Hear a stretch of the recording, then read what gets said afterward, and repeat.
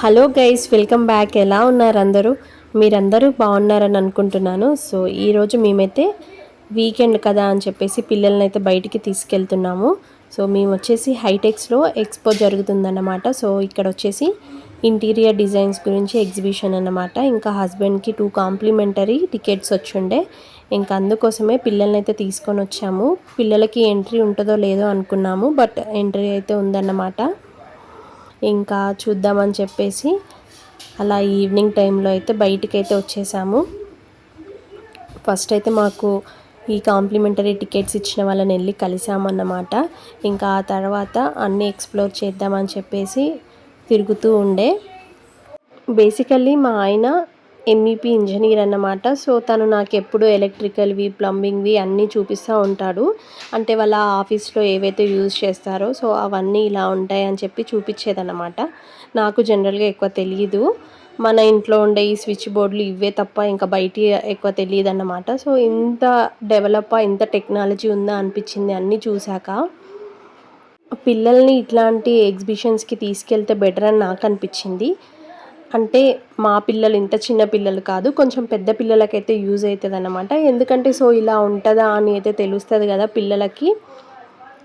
One stop destination for all interiors అండి. So ఇక్కడ వచ్చేసి అన్ని బ్రాండ్స్ వాళ్ళైతే ఇలా ఎక్స్పోలో అయితే పార్టిసిపేట్ చేశారన్నమాట.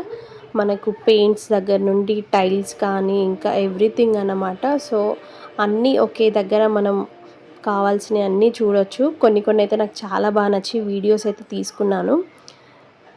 ఇలా మనం గార్డెన్ ఏరియాలో పెడితే చాలా బాగుంటుంది కదా. సో ఇట్లా కొత్త డిజైన్స్ అయితే చాలా బాగున్నాయి. ఇక్కడ వచ్చేసి మీరు చూస్తున్నది కదా క్రిస్టల్స్తో అన్నమాట. ఇంటీరియర్ డెకరేషన్ కోసం అయితే ఇలా క్రిస్టల్స్తో చేశారు. చాలా కొత్తగా అనిపించింది. డోర్స్ లాక్ సిస్టమ్ కానివ్వండి, అన్నీ డిజిటల్వి. ఇంకా స్విచ్ బోర్డ్స్ కానీ, టైల్స్ కానీ అన్నీ నాకైతే చాలా కొత్తగా అనిపించాయి. ఇంత టెక్నాలజీ వచ్చిందా అని అయితే అనుకున్నాను.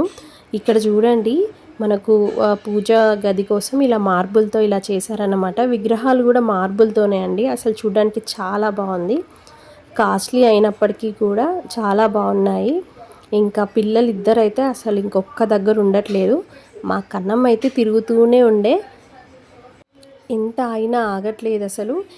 ఇంతమందిలో ఎక్కడ తప్పిపోతుందా అనిపించింది. ఎందుకంటే క్రౌడ్ చాలా ఉండే. సో మేమైతే ఒక్క హాల్నే కవర్ చేసామన్నమాట. ఇట్లాంటివి 4 హాల్స్లో ఉన్నాయంట.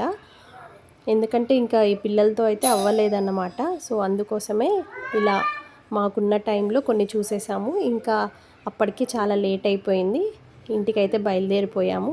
ఇంకా రిటర్న్లో వచ్చేటప్పుడు కర్రీస్ అయితే పిక్ చేసుకున్నాము. ఇంక ఇంటికి వచ్చి రైస్ పెట్టుకొని ఫుడ్ అయితే తినేసామన్నమాట. సో మా డే అయితే ఇలా గడిచిపోయింది.